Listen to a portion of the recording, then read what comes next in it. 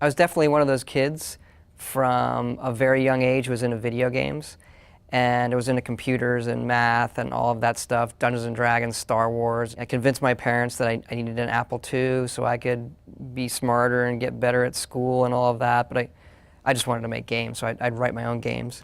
And very much into the PC stuff. Wizardry was probably the first, role-playing game on the Apple II computer that I remember going, oh, this is how it should be. But Ultima, I think Ultima 3 was soon after that for me, and that became much more of a real world. There are people I can go talk to, I can explore this landscape.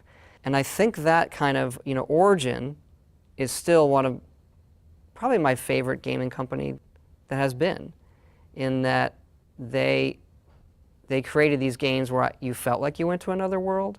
And every time they did in Ultima, particularly from Ultima 3 to 7, it was a significant, like, we're going to reboot it. We're going to reboot the interface.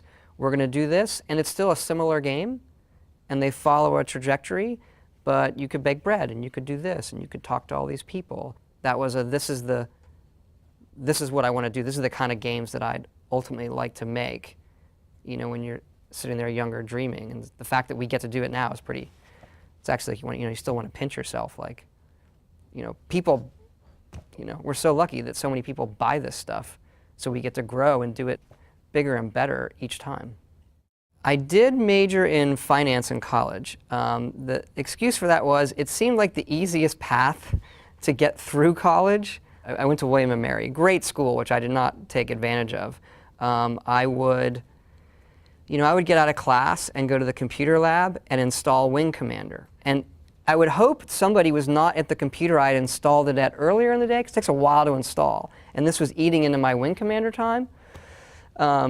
So most of my schooling was still, how do I make games? How do I play games? And then I once again convinced my parents I needed a computer of my own, because using the lab was time consuming, which it was if some dude is on the computer you installed Wing Commander on, typing his paper. And the computers just weren't good enough for playing Wing Commander, and didn't have the extra memory to see the hand on the screen. I did well in school and I got through it, but my looking off was always, I want to make games. I was very much a self-taught programmer, even in college, writing my own stuff. And one of the first games that I got from Bethesda was Wayne Gretzky Hockey 3. And I got that game, I think it was my senior year in college. I looked at the address in the box and realized that the office for this company was on my way home it was over Christmas break. So I drove into the office and just knocked on the door and said, I want to make games, and I like your stuff, and you're on my way back to school, so you should hire me. This is an excellent reason. They said, no. Why don't you wait till you graduate school? When I graduated, I asked again, Bethesda, this is the place I want to work at. I love your stuff. Love this Terminator stuff. I hear you're going to start making a role-playing game. They said, we don't have anything right now. And I went and worked for a small company in Yorktown, Virginia, that made little games that got no notice. But I did get to go to these conventions. I got to go to CES and all this stuff and look at games. And when I would go to the Bethesda booth and remind them how great I thought they were and that they should hire me. And eventually they did. And so I started here in '94, pretty much right after I graduated from school. It wasn't long after, about a year, and have been here ever since. I have had a decent number of times where people will recognize me, or they're a fan, or they've played our games or seen me, and everybody is it's awesome whenever because you don't get it. I don't get it a lot, right? And when they do, it is really nice when someone says, hey, you're so-and-so, right? Yeah, I really enjoyed your game. Would you sign this? I mean, honestly, at the end of the day, who gets that, right? A couple I remember, I was going through San Fran Airport, and the TSA guy goes, you're in the chess club.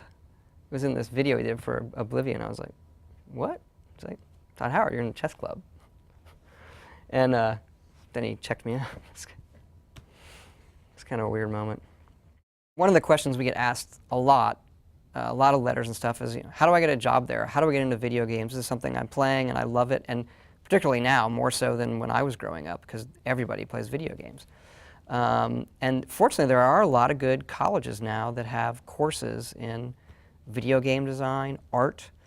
So you sort of have to decide what discipline you want to get into, whether that's programming, design, writing, those kind of things, level design, or art. And there are different schools for a lot of those things. Even if you go to one of those schools, the people that we tend to hire have done a ton on their own. That'll only take you so far. There are a lot of tools out there, including ours, where, go ahead. Most of our level designers here had to make a plugin that we played, even if they had some experience. Go ahead and make something that we could ship. Our tools are out. Make something that could have come out with Oblivion or Fallout. And it's a very easy way for us to see this person has it. On the art side, they'll have their school portfolios, and you can tell what those are going to look like, but then they have this thing they made on their own that is, wow. That's gonna get you through. Same with programming. So there are a lot of good schools now, but ultimately you're going to have to do a lot on your own, show you have a passion for it, and can go beyond that.